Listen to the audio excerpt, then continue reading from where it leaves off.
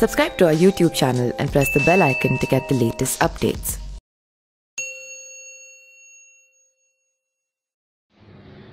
नमस्कार, मैं पिंटू सिंह यादव आप सभी का स्वागत करते हैं न्यूज़ लाइव में। चाइना के बॉर्डर पे तनाव है। लगता है कि भारत में किसी राज्य में चुनाव है। जी हाँ, चुनाव तो है ही, लेकिन चीन के बॉर्डर पे तनाव भी है। हमारे देश के 20 सैनिक मार दिए गए और हमारे देश के लिए हमारे जो जवान हैं वो शहीद हो गए। लेकिन आज हम उनके बारे में बात नहीं करने वाले हैं और उनको न्यूज़ लाइव की तरफ से श्रद्धांजलि अर्पित है। लेकिन आज जो हमारा मुद्दा है और आज हमारा जो न्यूज़ है और जो आपको खबरें बतानी है वो है जुड़ी बिहार की राजनीति से। जी हाँ, बिहार की राजनीति से पता है कि आपको बिहार में विधानसभा का चुनाव होने वाला है और बिहार के विधानसभा चुनाव के लिए कोरोना काल में तैयारी शुरू हो गई है। लोग जो हैं सोशल डिस्टेंसिंग का ख्याल ना रखते हुए प्रचार में जुट गए हैं। आपको कोरोना को मातना नहीं है, आपको चुनाव में किसी प्रत्याशी को जीत दिलाना है।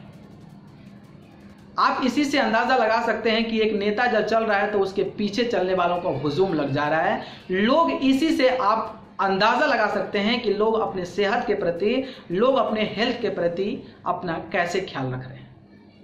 वैसे भी बिहार में जो व्यवस्था है मेडिकल की और खास करके हम अस्पतालों की बात करें तो ऐसे ही गड़बड़ है। और इस स्थिति को देखने के बावजूद भी लोग नेताओं के साथ भरे भेड़ बकरियों की तरफ घुस जा रहे हैं। और अगर उसमें से किसी को कोरोना हो जाए तो किस तरीके से पूरे समाज पर और पूरे लोग पर असर करेंगे, ये तो आप लोग अंदाज़ा लगा ही सकते हैं। जैसा हाल अभी हमारे देश के मेट्रो टाउन यानी कि दिल्ली में हो रहा है, जिस तरीके से स्थिति गंभीर बनी है। लेकिन चुनाव है, चुनाव में अपने दाव को देखना है, अपने पॉलिटिकल पार्टी को देखना, अपने कार्यकर्ताओं को संभालना है ताकि चुनाव में हमें भारी बहुमत मिले और फिर हम चुनाव में जीत हासिल करें और फिर ऐसे ही अस्पतालों की स्थिति बदतर बनाकर फिर हम आगे जो है अपनी प्रक्रिया को आगे बढ़ाते रहें। लोग इतने समझदार हो चुके हैं, इतने असमझदार भी हो चुके हैं कि लोग अपनी चीज़ों को छोड़कर एक नेताओं के पीछे ऐसे लगे पड़े हैं जैसे कि उन्हें ही मुख्यमंत्री बनना है। शायद हो भी सकता है क्योंकि उनके नेताओं के द्वारा कुछ खाने के लिए, कुछ पीने के लिए, कुछ चबाने के लिए मिल रहा हो, तो शायद ऐसी भावनाएं उत्पन्न हो सकती है। लेकिन जिस तरीके से बिहार की राजनीति में गर्माहट तेज हो गई है, उसको लेकर अब दोनों तरीके से यानी कि पक्ष और विपक्ष से जो है बयानों का जो दौर है वो चालू हो गया है। जिस तरीके से आरजेडी के यानी कि लालू प्रसाद यादव पर जेडीयू और बीजेपी ताकतवर हो रहा है यानी कि निशाना साध रहा है, उसी प्रकार आरजेडी के जो तेजस्वी यादव हैं उन पे भी निशाना साधा जा रहा है, जिसको लेकर तेजस्वी यादव भी खुले मैदान में आ गए हैं और गरीबों की समस्याओं को सुनकर, लोगों की भावनाओं को समझकर राजनीति करने में जुट गए हैं। चुनाव है, राजनीति करना जरूरी है, क्योंकि चुनाव के दौरान अगर राजनीति ना करें तो फिर 5 साल कैसे काम चलेगा। शायद इसी को लेकर ये सारी चीजें चल रही है। लेकिन जिस तरीके से एलजेपी, जनता दल यूनाइटेड और बीजेपी कहीं ना कहीं एक स्ट्रॉन्ग यानी कि मजबूती के साथ एक साथ दिखाई दे रही है, किसी भी प्रकार का कोई दिक्कत नहीं है, कोई समस्या नहीं है। और गृह मंत्री भारत के अमित शाह भी ये भी कह दिए हैं कि नीतीश कुमार जी जो होंगे बिहार के अगले सीएम होंगे, जिसकी क्लियरता जो है, क्लियरिटी जो है एकदम क्लियर हो चुकी है कि अगले जो सीएम होंगे गठबंधन यानी कि जेडीयू, बीजेपी और एलजेपी के वो नीतीश कुमार होंगे। लेकिन दूसरे साइड में अभी भी घमासान मचा हुआ है। दूसरे साइड में आपकी अगर हम बात करें तो सबसे बड़ी पार्टी बिहार की आरजेडी यानी कि लालू प्रसाद यादव की पार्टी है।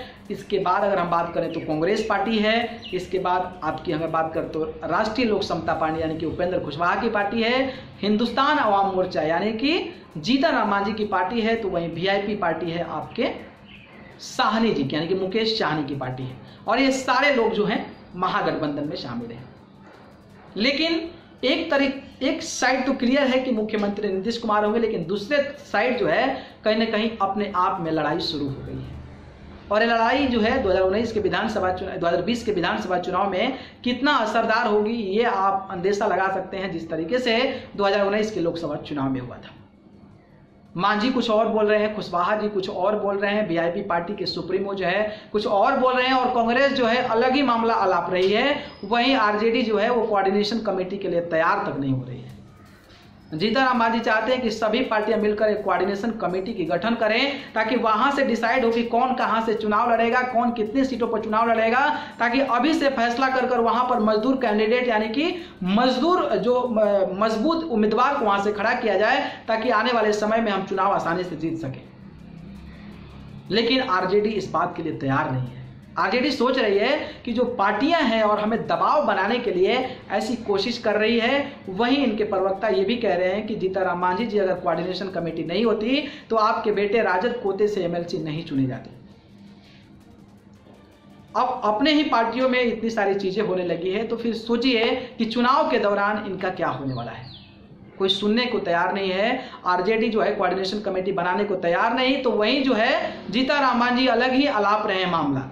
और जीतन राम मांझी ने यहां तक भी अनाउंस कर दिया है कि अगर 25 तक, यानी कि कोई डेट दिया है, फिक्स दिया है कि अगर इस तक कोऑर्डिनेशन कमेटी का गठन नहीं होता है तो हम तृतीय मोर्चा यानी कि दूसरा मोर्चा तैयार कर देंगे, और उस मोर्चा में हमारे साथ आरएलएसपी यानी कि राष्ट्रीय लोक समता पार्टी उपेंद्र कुशवाहा की पार्टी होगी, हिंदुस्तान अवाम मोर्चा यानी कि हम पार्टी जीतन राम मांझी की होगी, वीआईपी पार्टी आपके मुकेश सहनी की होगी, और हमारी कांग्रेस से भी बात चल रही है कि कांग्रेस भी हमारे साथ आ जाए, जिसके चलते एक अलग मोर्चा तैयार किया जाए।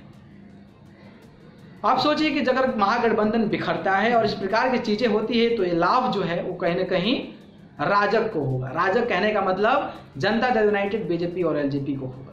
और अपने पार्टियों के घमासान के चलते शायद ये स्थिति हो जाए उत्पन्न कि फिर से वहां पर बीजेपी और जेडीयू और एलजेपी की सरकार आ जाए। लेकिन ये देखना दिलचस्प होगा कि किस तरीके से महागठबंधन अपने आप में सटीक मामला बैठाता है, ताकि आने वाले समय में चुनाव के लिए अच्छे तरीके से तैयारी कर सके और आने वाले चुनाव में भाजपा और जेडीयू को मात दे। देखना बेहद दिलचस्प होने वाला है। लेकिन जिस तरीके से विपक्ष के लोग यानी कि अपने महागठबंधन के लोग ही, अपने पार्टी के नेता के लोग ही जिस तरीके से ऐसे बयान दे रहे हैं, तो कहीं ना कहीं ये संकेत देता है कि महागठबंधन में अभी कुछ सही नहीं है। इसको बनाने की कोशिश की जा रही है। अगर बनता है तो ठीक है, नहीं तो फिर ऐसे अगर बिखरता है तो मामला किसी और साइड चला जाएगा और शायद वो आसानी से चुनाव जीत भी जाए। आपकी क्या राय है बिहार चुनाव को लेकर? आपको क्या लगता है कि बिहार में कौन इस बार जीत हासिल करेगा? आप भी हमें कमेंट बॉक्स में जरूर बताएं, ताकि हमें भी पता चले कि इस बार बिहार चुनाव कैसा होने वाला है। अगर वीडियो पसंद है तो वीडियो को लाइक, कमेंट, शेयर करें, और चैनल को पसंद करते हैं तो सब्सक्राइब कर जरूर जुड़ें। अगर आप मुझसे जुड़ना चाहते हैं तो आप मुझे फेसबुक, इंस्टाग्राम, ट्विटर पर जाकर पिंटू सिंह यादव सर्च कर सकते हैं। आप सभी को बहुत बहुत धन्यवाद। नमस्कार। Subscribe to our YouTube channel and press the bell icon to get the latest updates.